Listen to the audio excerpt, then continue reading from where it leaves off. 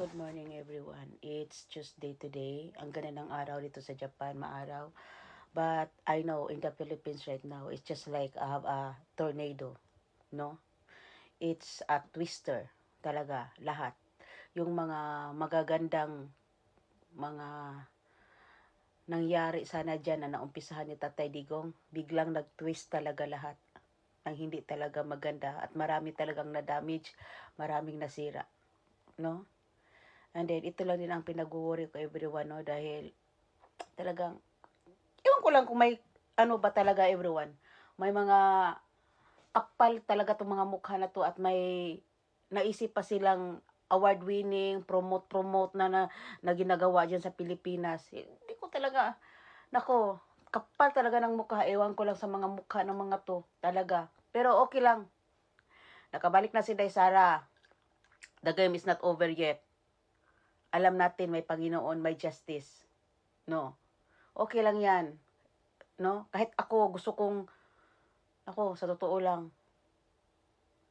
sarap talaga nako talaga. Pero ito lang talaga mga kababayan dahil parang nakita ko sa news na si Inday Sara parang tinanggalan ng mga security guard, no? Tayong mga Pilipino, kayong mga Pilipino dyan, kayo ang magiging security guard kay Inday Sara dyan. Ha? Bantayan nyo si Inday Sara, protect nyo si Inday Sara sa mga kurimaw na mga satanismo, na mga buaya, na gutom, na mga impacto dyan sa Pilipinas. Ha? Okay lang, kahit tanggalan pa nila si Inday Sara ng security guard, pero alam ko, marami dyan na mga retired general na mahal si Inday Sara, mga retired police na mahal si Inday Sara, mga tao dyan na talagang kayang protektahan si Inday Sara. Parang awa nyo na, sir. Bantayan nyo si Inday Sara, sir. Ay, naku, sumakit yung dibdib ko. Parang, naku, iwan ko lang,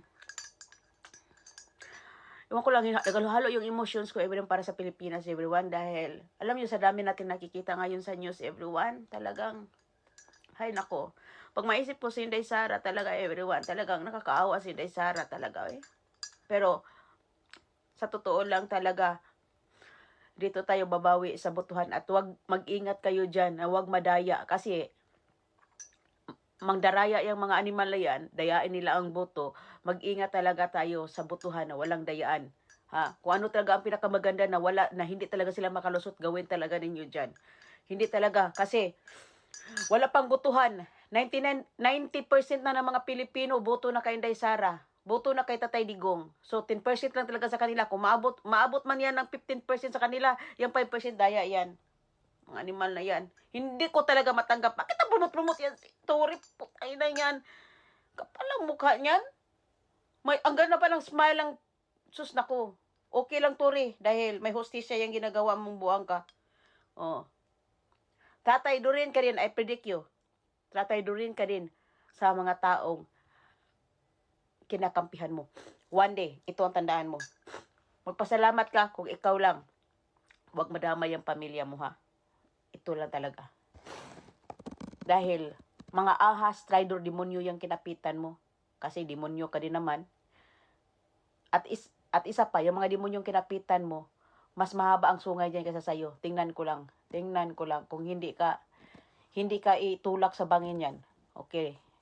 Ha? So, umpisa na ang day natin ngayon, everyone. Magkape si Ate Red. O, parang ano lang talaga, everyone. Parang kung makikita natin ang mga news, mapakinggan natin ang mga news araw-araw dito sa balita talaga na mayroong mga hinaharas na, may nakita ko sa Facebook, everyone, na pinilit siyang arestuhin, na wala naman siyang kasalanan. Wala namang warrant of arrest. You know?